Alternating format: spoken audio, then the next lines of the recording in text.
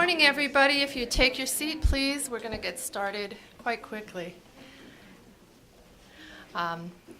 Welcome to the Institute on the Reproductive Health of Incarcerated Women. We are going to actually begin with our keynote speaker, who has a meeting with the governor, it turns out, in a few minutes. So what we're going to do is we're going to do housekeeping after we've heard from our first speaker. Our first speaker is the Minnesota Commissioner of Health, Dr. Edward Ellinger, and he has for decades been an educator, a scientist, a healthcare provider, a healthcare administrator in the state of Minnesota. We invited him here because of what he's taught us over decades of service in Minnesota, that the best way to do policies and programs is to listen to the people who are being served by them. I do want to, before Dr. Ellinger makes his remarks, we planned on giving him a much better introduction than this, but we want to speed it up. I want to remind you that Dr. Ellinger is a wonderful educator and writer about public health. So he's got a great blog, and I want to tell you about it. Google Minnesota Department of Health and Edward Ellinger, and you will find his bio page and his blog. He's got a great piece on Ebola that he just posted about a week and a half ago. It's creative, it's educational, it's beautiful to read. So with that sort of flimsy introduction to the Minnesota Commissioner of Health, Dr. Edward Ellinger, let's welcome him here.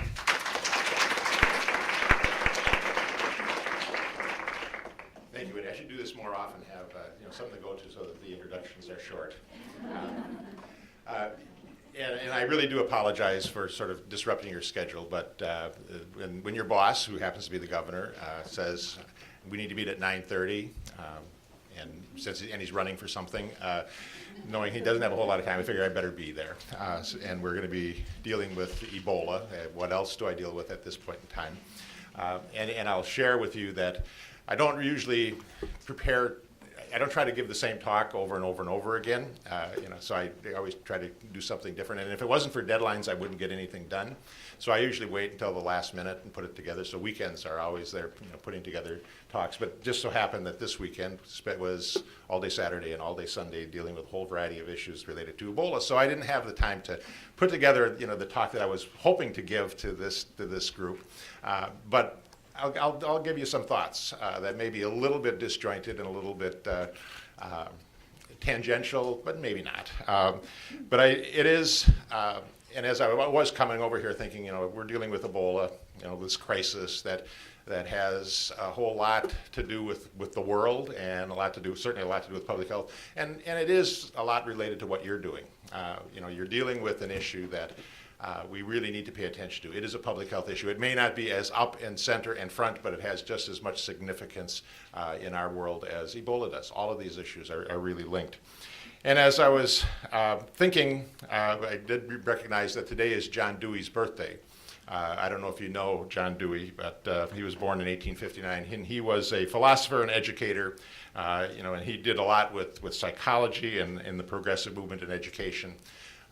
And the Dewey Decimal System and all that kind of stuff. And he said, anyone who has begun to think places some portion of the world in jeopardy.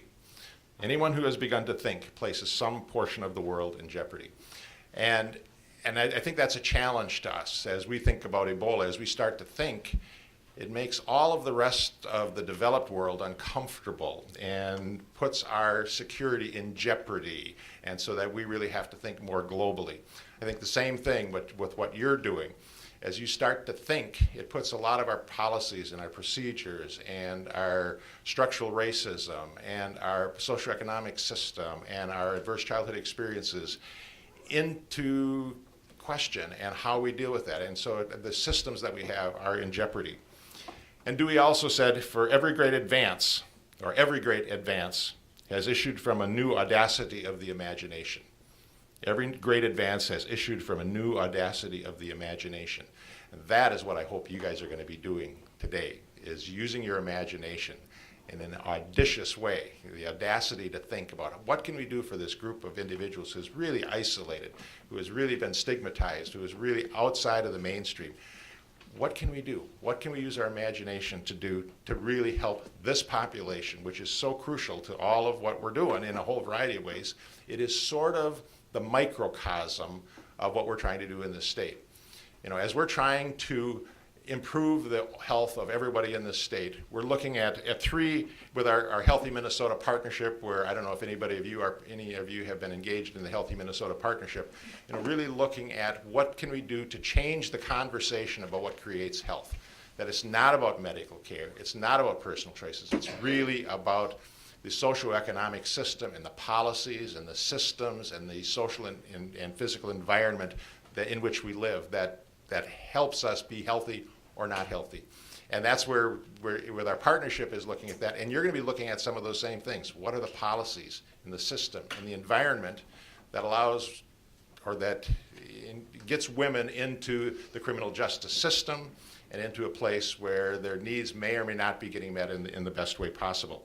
And as we put together our Healthy Minnesota Partnership, we've had three major foci, sort of the themes. And the themes are capitalize on the opportunity to influence health in early childhood. It's that early childhood piece. Being a pediatrician, being an MCH person, that is really where it all starts. Women's health, children's health, if we get those right, we will really have a much healthier society. So capitalize on the opportunity to influence health in early childhood is certainly one of those three themes that we've got. Secondly, in the middle of our three themes is strengthen communities to create their own healthy futures. What do we need to do as a community to really create the conditions in which people can be healthy at the local and at the state and the national level, and really empowering those communities? And certainly the third theme, if we're going to really be a healthy state, is assure that the opportunity to be healthy is available everywhere for everyone. And you're dealing with all three of those issues here. Certainly that theme about capitalize on early influence, early childhood. You're looking at kids. You know, well, we have 10 to 15,000 children who has a parent who's incarcerated. What a stressor as we look at adverse childhood experiences. That has to be one of the major stressors. And then when you look at the parents who are incarcerated, particularly the women, think of the ACEs, the adverse childhood experiences that they had that got them there. And certainly when Rebecca and I were doing with the Muppets, and the grandmother was there with her grandson, I think it was, and she was there because her daughter was in prison, and the grandmother had been in prison, and you think, what a challenge for that little one who was in the arms. What challenge that individual has, that kid has. And so that's, when I look at it, if we're going to make this a healthy state, we have to reduce those adverse childhood experiences, not just trauma-informed care, which I think is really important, and I think we're doing a better job of trauma-informed care, but how do we reduce the ACEs in the first place? How do we deal with making a healthy population mentally and physically and emotionally? How do we really do primary prevention of all of these things that we now just basically do early identification and early intervention? So you're going to be looking at that, and I appreciate that. You're also going to be looking at, assure the opportunity to be healthy is available everywhere for everyone. There's such a disparity. And one of the central challenges for Minnesota is our disparities. Health equity is, for the health department, we've made this our central challenge because we're a very healthy state. We're the third healthiest state, healthiest state in the country. We've got the lowest infant mortality rate, or close to the lowest infant mortality rate in the country. We've got the second longest life expectancy. We've got the #1 healthcare system in the country. We've got a lot of things going for us, but we've also got some of the greatest disparities. And those disparities have to be addressed if we're going to really be a healthy community.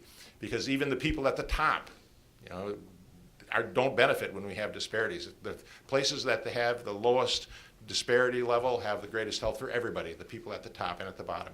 So that's our central challenge, particularly in the fact that our population is changing so dramatically, so quickly. When I came to Minnesota in 1980, we had 2% people of color and American Indians. It's now 17% and rising rapidly. 24% or 34% of all second graders are kids of color or American Indian. That is going to continue to increase, and if we don't deal with disparities, it's basically a math problem. We will not be able to be a healthy state. So we have to address that. And where else but in the criminal justice system do we see that played out, those disparities play out in so many ways. And not in so many ways, and particularly as we've identified in our Advancing Health Equity report, that at the core of many of our disparities is institutional racism, where we have put policies in place that systematically disadvantage people of color over white population. Not because of bad intentions. A lot of times it's good intent. Even the health department, we're looking at our own policies, and many of them are based on structural racism with a good intention not to advance disparities, but the unintended consequences. So we're looking at the outcomes, not the intention. So we've identified that, and I think certainly in the criminal justice system, the institutional racism that's there with the policies that are there in sentencing guidelines and the various things related to various drugs, different kind of approaches with the various drugs, is something that we have to look at. So you're going to be at the core of that, and that's why I say if you do that, you're sort of the microcosm of our healthcare system and what we need to be healthy. And finally, strengthen communities to create their own healthy futures. We need communities that support individuals. We need communities that welcome back individuals and support them so that they can really be healthy. And we need communities that really integrate the medical care and the public health and the social service. We're finding out that, as I said, health is not about medical care and about personal choices. It is about community. And we really need to integrate all of those things. We need a health in all policies. We need a health in the corrections system. The policies within corrections are really its public health policy. We need policies in social service. We need policies in transportation. We need policies in housing that really look at equity as the core of what they're doing. So I appreciate what you're doing. I appreciate your coming together for the audacity and for the imagination that you're going to come up with these audacious plans to move forward. And it all comes back to what we're doing here, because you've identified somewhere in here, I do have the definition that I like to use with what's public health is. There are two definitions I use all the time. One is Jeffrey Vickers' definition, which is job security for me, but it says public health is the successive redefinings of the unacceptable, the constant redefinition of the unacceptable. And we have to keep saying what's not right in our society, what's not right in our world, what do we have to address. But as part of that definition that Vickers said, he said, the landmarks of political, economic, and social history are the moments when some condition passed from the category of the given into the category of the intolerable. And then it goes on to say the history of public health might well be written as the successive redefinings of the unacceptable. He mentioned the political, the economic, and social history. That's where the action is. That's where if we're going to really be healthy, if we're going to improve the health of the population, we have to deal with the political, the economic, and the social history.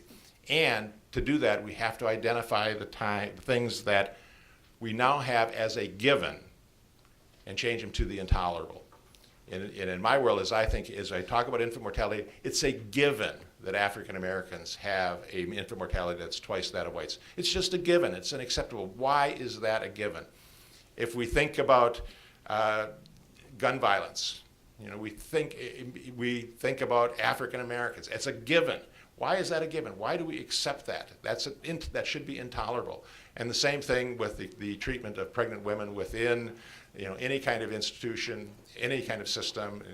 We need to make sure that good treatment good treatment should be the given. Bad treatment should be intolerable.